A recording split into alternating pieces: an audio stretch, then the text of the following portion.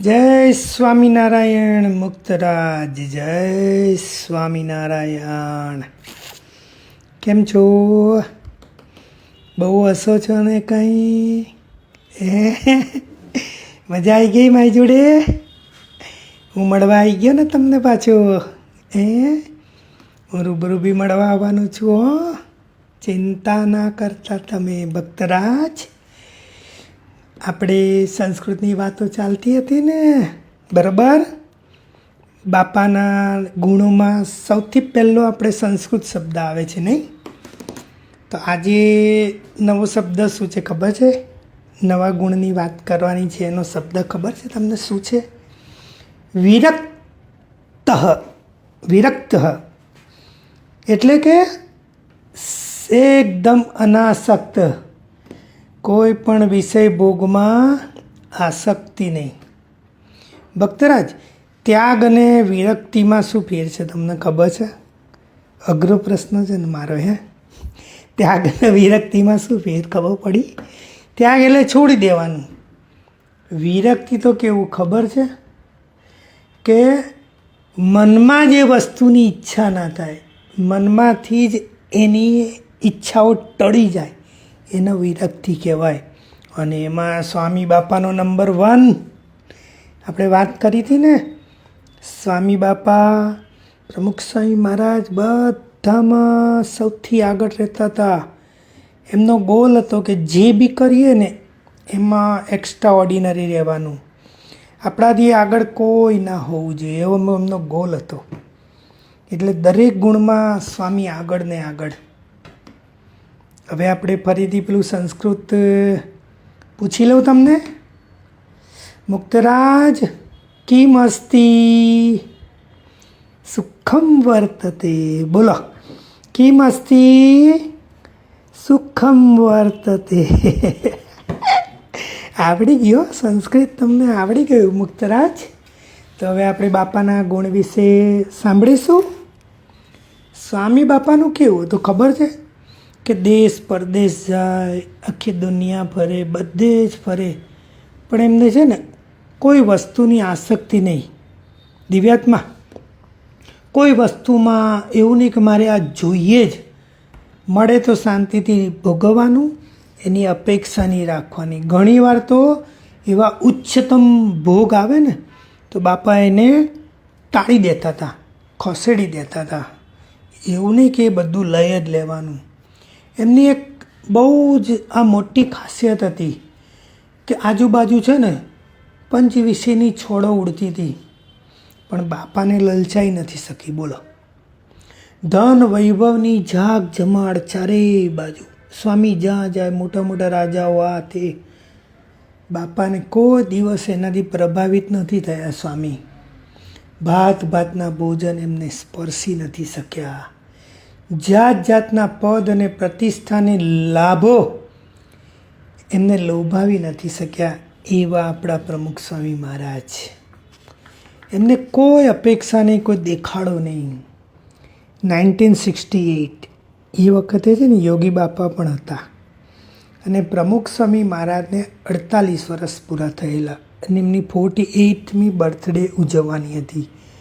તો એમને તો ખબર નહીં કે આ બધું આયોજન થઈ ગયું છે. યોગી બાપાએ ખાનગીમાં મહંત સ્વામી અને બધાને કહી દીધેલું કે આપણે પ્રમુખ સ્વામીની બર્થડે ધામધૂમથી ઉજવવી છે. અને આગલા દિવસે પ્રમુખ સ્વામી મહારાજને ખબર પડી, એટલા બધા નારાજ થઈ ગયા, એટલા દુઃખી થઈ ગયા કે યોગીજી મહારાજ હાજર છે ને મારી બર્થડે હોય જ નહીં, અને મને આવું બધું ગમતું જ નથી કે મારી બર્થડે ઉજવાય, બધી વાહ થાય, એ બધું મને બિલકુલ નથી ગમતું. છતાં પણ યોગીજી મહારાજની મરજી હતી, એટલે યોગીજી મહારાજને રાજી કરવા માટે બર્થડે ઉજવવા દીધી. પણ એમની આંખમાં આંસુ હતા. એમને આવું બધું ગમતું નહીં. પોતાનો વટ પડે, પોતાનો દેખાડો થાય, નોટ નેસેસરી. બાપા પહેલેથી જ એનાથી દૂર રહેતા હતા. નહીં તો બીજા લોકો તો કેવું, પોતાનો વટ પડે, પોતાની વાહ થાય ને તો રાજી થાય. પ્રમુખ સ્વામી ડઝન્ટ લાઈક, એમને આવું બધું બિલકુલ ગમતું નહીં. 1994માં છે ને કચ્છમાં બાપા જતા હતા. હવે 1994 એટલે ખબર પડી તમને મુક્તરાજ? 1971માં પ્રમુખ સ્વામી મહારાજ છે ને ગાદી ઉપર આવ્યા યોગી બાપાના ધામમાં ગયા પછી, અને 1994 એટલે 23 યર્સ પસાર થઈ ગયેલા. અને 23 યર્સમાં તો છે ને આપણી BAPS સંસ્થા બહુ બધી આગળ વધી ગઈ હતી ને ચારેય બાજુ પ્રમુખ સ્વામીનો વટ વટ વટ વટ.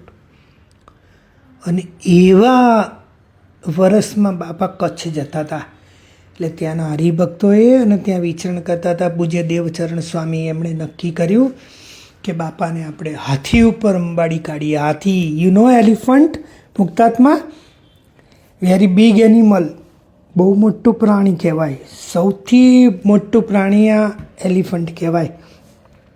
અને જે બહુ મોટી વ્યક્તિઓ હોય ને એની એલિફન્ટ ઉપર સવારી નીકળે. એલિફન્ટ ઉપર છે ને મસ્ત બધું ડેકોરેશન કર્યું હોય ને એમાં પ્રમુખ સ્વામીને બેસાડીને આખા કચ્છમાં ફેરવવાના હતા.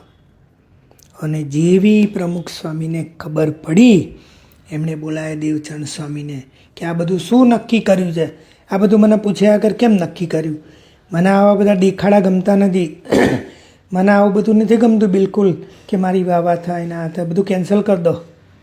કેન્સલ કરાવી દીધું બોલો. અને બીજા લોકો તડપતા હોય કે ભાઈ મારી હાથી ઉપર તો શું મોટર કારમાં બી જો નીકળતી હોય ને યાત્રા તો રાજી રાજી થાય. પણ આપણા ગુરુ એક જ ગોલ, ભગવાનને રાજી કરવા છે, સંતો હરિભક્તોને રાજી કરવા છે અને ભગવાનની આજ્ઞા પ્રમાણે જીવવું છે. મુક્તાત્મા, આપણે પણ જોરદાર ગોલ સાથે પૃથ્વી પર આવવાનું જો. તમે બહુ મોટા માણસ બનશો, બહુ જ પદ કીર્તિ પ્રતિષ્ઠા તમને મળશે. પણ જોડે જોડે આ બાપાના ગુણ બી આપણે યાદ રાખવાના, જેથી કરીને આપણને અભિમાન ના આવે, આપણને વટ ના આવી જાય. સમજ્યા? એવો જ 94નો બીજો પ્રસંગ છે. પ્રમુખ સ્વામી મહારાજ આફ્રિકા વિચરણમાં ગયેલા પરદેશ, પછી ત્યાંથી મુંબઈ પાછા આવવાનું હતું. તો આ બાજુ મુંબઈમાં તો છે ને બધા હરિભક્તોને સંતોએ બાપાના સ્વાગત માટે એટલી બધી તૈયારી કરેલી ને બેન્ડ બાજા અને હાર તોરા અને આમ આખા મુંબઈમાં વટ પડી જાય એવું કરેલું. અને પ્રમુખ સ્વામી મહારાજને ખબર પડી, એમણે સીધો જ મુંબઈ મંદિરના જે કોઠારી સંત ખરા ને, કોઠારી સ્વામી ભક્તિપ્રિય સ્વામીને ફોન કર્યો કે સાંભળો, હું ઇન્ડિયા આવું, એરપોર્ટ ઉપર સહેજ પણ જાગ જમાડ જોઈએ નહીં, કોઈ પણ જાતનું મારું સ્વાગત જોઈએ નહીં, એકદમ સિમ્પલ બધું જોઈએ, નહીં તો હું નારાજ થઈ જઈશ. બીજા બધાને તો હું સમજાવી નહીં શકતું, બીજા બધા નારાજ થશે, પણ તમે મારા અંગત છો એટલે તમને કહું છું કે બધાને સમજાવી દેજો કે મારી મરજી નથી કે મારું ભવ્ય સ્વાગત થાય. એટલે આ બધું બંધ કરીને એકદમ સિમ્પલ સ્વાગત થાય એવું કરવાનું. બોલો, તમે પૃથ્વી પર આવશો ને મુક્તાત્મા, ત્યારે તમને આ બધું ખબર પડશે કે લોકો માન માટે તો કેટલું કરે છે. અને બાપાને સામેથી આટલું બધું માન પ્રતિષ્ઠા મળતી હતી, સામેથી ઉડાડી દે, કોઈ જરૂર નથી. એક જ ગોલ, ભગવાન, સંત અને હરિભક્તો રાજી થાય. કેવા જોરદાર હશે આપણા બાપા, જબરજસ્ત એમનું બધું ચાલતું હતું. એટલું જ નહીં, એમને જ્યારે વિચરણ કરતા હતા ને એટલે સામાન્ય ગાડીઓમાં એમ જતા હતા. તો એકવાર છે ને 94માં વિદ્યાનગર બાપા પધાર્યા, તો ત્યાં છે ને યુવકોને બધાએ નક્કી કર્યું કે બાપાને આપણે હેલિકોપ્ટર લાવી આપીએ. હેલિકોપ્ટર ખબર છે? ઓ દિવ્યાત્મા, હેલિકોપ્ટર છે ને એ હવામાં ઉડે એરોપ્લેનના જેમ, એને ઉપર પાંખિયા હોય અને એના અંદર 4 જ વ્યક્તિ બેસી શકે. પણ નીચે રોડ ઉપરનો ટ્રાફિક નડે નહીં, સીધું એક જગ્યાથી બીજી જગ્યાએ જવું હોય તો વહેલા આપણે પહોંચી જવાય, આપણો ટાઈમ બચે. એટલા માટે બધા હરિભક્તોએ કીધું બાપા તમારા માટે હેલિકોપ્ટર લઈ લઈએ. પ્રમુખ સ્વામી ગુસ્સો કર્યો, શેના હેલિકોપ્ટરનો હેલિકોપ્ટર, એમાં ખોટા પૈસા નથી બગાડવાના. તો ત્યાંના જે સંત હતા ને ભગવતચરણ સ્વામી, એ કે બાપા તમારી ગાડીમાં તો હું બેસું છું ને તો મને નહીં ફાવતું, તો પછી તમને કેવી રીતે ફાવે છે? ત્યારે સ્વામીએ શું કીધું ખબર છે? ગાડીને બદલવા કરતાં આપણું શરીર બદલવું જોઈએ. આપણે આપણા શરીરને એવું કેળવવું જોઈએ કે દુઃખ આવે કે સુખ આવે, વાંધો જ ના આવે. નાનું વાહન હોય તોય ભલે કે મોટું અને લાંબુ હોય તોય ભલે, ધૂળમાં સૂવાનું મળે કે મસરૂના ગાદલામાં, આપણને બધે ઊંઘ આવવી જોઈએ. બોલો પ્રભુજી, તમારો જન્મ તો દુનિયાની બેસ્ટ કન્ટ્રીમાં થવાનો છે અને એમાં સુખ વૈભવ તો બહુ જ છે ભાઈ. પણ બાપાના વાક્ય યાદ રાખજો, ધૂળ મળે કે મસરૂનું ગાદલું મળે, આરામથી આપણે સૂઈ જવાય. ટૂંકમાં જે પરિસ્થિતિ હોય એમાં આપણે તૈયાર રહેવું. એવો જ એડિસનનો પ્રસંગ છે. બાપા છે ને 2004માં એડિસન ગયા હશે. તો એડિસનમાં 2 યુવકોએ છે ને એકદમ અલ્ટ્રા મોડર્ન કાર ખરીદેલી. દુનિયાની બધી જ સિસ્ટમો, સારામાં સારી સિસ્ટમો એ કારમાં હતી. એ 2 હરિભક્તનું નામ જયમીનભાઈ અને હિતેશભાઈ. તો બાપા જેવા એરપોર્ટ ઉપર ઉતર્યા એટલે ત્યાંથી સ્વામીને બેસાડ્યા અને ધીરે ધીરે ધીરે ગાડી ચાલવા લાગી. અને હિતેશભાઈ અને જયમીનભાઈ બાપાને કહેવા લાગ્યા કે સ્વામી, આ ગાડીમાં આટલી વિશેષતા છે, આ છે, તે છે. તમે ગામડે વિચરણ કરો તો તમને ખાડા ટેકરા નડે નહીં, કોઈ જર્ક આવે નહીં, તમારી કેડમાં કોઈ દુખાવો ના થાય. એટલી બધી વાત કરીને એટલે બાપા સમજી ગયા કે આ લોકોને ગાડી આપવાની ઈચ્છા છે. એટલે સ્વામીએ કહ્યું, આપણે તો ભાઈ જે જૂનું છે ને એ જ બરાબર છે. પણ આ યુવકો બાપાને છોડે એવા નહોતા. એટલે એમણે પકડી રાખ્યું પોતાનું કે ના બાપા, તમારા માટે તો આ ગાડી આપણે લેવી જ છે. તો સ્વામી બાપા સહેજ પણ માન્યા નહીં અને સ્વામી કહે કે મારા માટે જે જૂની ગાડી છે બરાબર છે, આટલી મોંઘી ને આવી વટ પડી એવી ગાડી મારી ના જોઈએ. હું સામાન્ય ગાડીમાં પણ હરિભક્તોના ઘેર જઈ શકું છું. બોલો, અત્યારે બધા મર્સિડીઝ, ટેસ્લા, ફેસ્લા બધી ગાડીઓનો વટ પાડતા હોય છે અને બાપાને સામેથી મળે તો બી અલવિદા કરી દે. આ તો પોતાની સુખ સગવડની વાતથી, પણ ઘણાને છે ને પદ અને પ્રતિષ્ઠા એટલે ખબર પડી તમને. રાજકારણમાં છે ને બધા ટિકિટ લેવા માટે પડાપડી કરે, ગાદી મેળવવા માટે કરોડો રૂપિયા આપે અને પછી ગાદી ઉપર આવીને પછી દેશનું સારું કરવાને બદલે ભૂંડું કરતા હોય છે.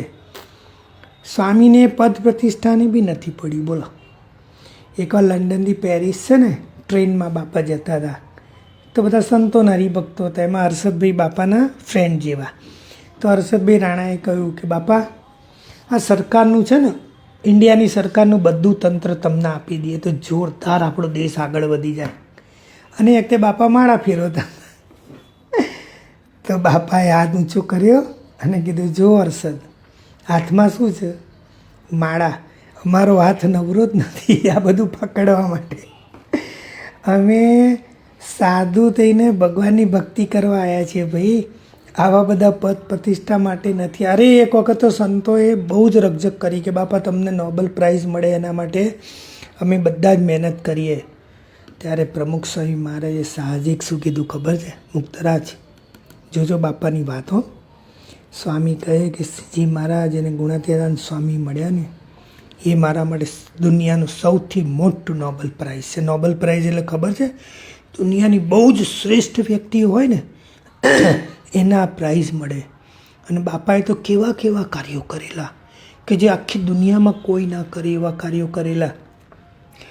તો પણ સ્વામીએ એ વખતે કીધું કે મારા ગુરુ શાસ્ત્રી મહારાજ અને યોગીજી મહારાજ મને મળ્યા ને એ મારા માટે નોબેલ પ્રાઇઝ છે. સ્વામીએ સહેજ પણ નોબેલ પ્રાઇઝ માટે પ્રયત્ન ના કરવા દીધો. બોલો, તમને પણ છે ને મહંત સ્વામી જેવા મહાન ગુરુ મળ્યા છે. પૃથ્વી પર આવશો ત્યારે ખબર પડશે કે મહંત સ્વામી મહારાજ કેટલા પવિત્ર, કેટલા દિવ્ય અને મુક્તાત્મા. એ જ આપણા માટે મોટું નોબેલ પ્રાઇઝ છે. અને એમના બળે આપણે બહુ જ આગળ વધવાનું છે, ભણવામાં, પદ પ્રતિષ્ઠામાં, પૈસા કમાવામાં કે સત્સંગમાં. બાપાને આગળ રાખીને આપણે કાર્ય કરીશું ને તો આખી દુનિયામાં આપણું પણ બાપા જેવી વાવા થશે. અને છેલ્લે બાપાની અનાસક્તિ કેટલી બધી ખબર છે? સ્વામીની જોડે વિચરણમાં જે સંતો ફરતા હતા ને, 40-50 વર્ષ ફર્યા હશે સંતો. એમને પૂછ્યું કે પ્રમુખ સ્વામી મહારાજને રસોઈમાં શું ભાવે? બોલે એ સંતોને ખબર નહીં કે બાપાને શું ભાવે. સ્વામીને જે આપે એ જમી લે. અરે જાપાનમાં છે ને એક વખત શીરામાં ખાંડની જગ્યાએ મીઠું નાખી દીધેલું, બાપા ખાઈ ગયા. એક ભાઈ નવી જ ઘંટી લાવેલા અને મુક્તાતમાં નવી ઘંટી લાવીએ ને એટલે એના પથ્થરમાં છે ને નાની નાની કાંકરીઓ આવે. તો એની ઈચ્છા કે મારા બાપાને નવા પથ્થરની ઘંટીમાંથી પહેલાં લોટની દળેલી રોટલી ખવડાવી છે, અને એટલી બધી કાંકરીઓ ને તો એ બાપા જમી ગયા. આ બધું ખબર ક્યારે પડે ખબર? બીજા સંતો પ્રસાદી ખાય ને ત્યારે ખબર પડો બાપા સ્વામી બાપાને આપણે આવું જમાડ્યું. એટલે કોઈ જાતની અપેક્ષા નહીં, મનમાંથી જ કાઢેલું કે ભગવાન જમે એટલે આપણે જમી લેવાનું. અને પહેલાં તો કેવું હતું બેટા, બહુ સુખ સાહેબી નથી. આપણે જૂના પ્રસંગોમાં પણ સાંભળ્યું, આ ગઢડા મંદિરની પ્રતિષ્ઠા વખતે તો બાપા કાંકરા ઉપર સૂઈ રહેતા હતા, રેતીમાં સૂઈ રહેતા હતા, કોઈ સૂવાનું ઠેકાણું નહીં. આપણે ભાદરા મંદિર વખતે તો બાપા 1-2 વાગ્યા સુધી ત્યાં કામ કરે રાતના, અને માટીમાં સૂઈ જાય, સવારે 5 વાગે ઉઠીને પાછું કામમાં લાગી જવાનું. કેવળ સંતો હરિભક્તો અને બધા રાજી થાય. પણ હા, એમનો એક ગુણ કયો મોટો હતો ખબર છે? બીજા સંતો કે બીજા હરિભક્તોને દુઃખ નહીં ભોગવવા દે. 1985માં છે ને સુવર્ણ તુલા વખતે બાપા લંડન જવાના હતા. તો જેટલા બી સંતો અને સાધકો હતા ને એ બધા માટે નવા ગાતરિયા. સંતો કેવું આપણા ઉપર એક ગાતરિયું ઓઢે અને નીચે એક ધોતિયું પહેરે, તે બંને વસ્તુ બાપાએ નવી કરાવડાવી. અને એમના ગાતરિયામાં ખબર છે 6 થી 7 જગ્યાએ સાંધેલું હતું. કેવા ગુરુ નહીં? એમના શિષ્યો, એમના સંતો હરિભક્તોને રાજી રાખવાને, એમના હરિભક્તોને બહુ પૈસાદાર કરે, પણ પોતે આવી રીતે એકદમ સિમ્પલ લાઈફ. હરિભક્તોને જમવાનું હોય તો બધી ચીવટ રખાવે કે હરિભક્તોને આ જોઈશે, આ જોઈશે, આ જોઈશે, એટલે એ બધું જ રાખવાનું, પણ પોતે બિલકુલ અનાસક્ત. આવા આપણા બાપા ગુરુદેવ. તમે બી બહાર આવો ને તો આવા દિવ્ય સંકલ્પ કરીને આવજો કે તમારે એકદમ મોટા બનો. તમારે ગોલ ભૂલવાનો નહીં, અને તમે જે ગોલ નક્કી કર્યો હોય ને એમાં સહેજ પણ અડચણ આવે તો ગભરાવાનું નહીં, આગળ આગળ આગળ વધતા જ રહેવાનું.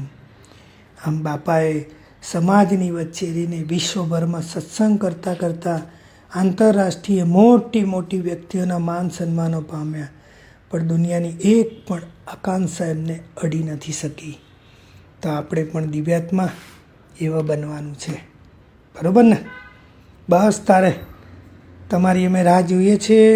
તમારી તબિયત સારી રહે, તમે હેલ્ધી, હેપ્પી અને બહુ જ ખુશ રહો, એકદમ આનંદ કરો, એકદમ મજા કરો.